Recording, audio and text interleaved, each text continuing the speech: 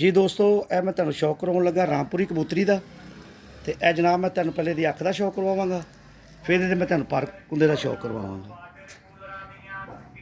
ਇਹ ਦੋਸਤੋ ਇਹਦੀ ਅੱਖ ਦਾ ਸ਼ੌਕ ਕਰੋ।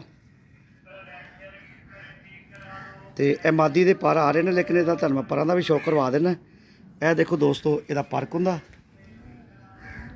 ਇਹ ਦੇਖੋ ਜੀ।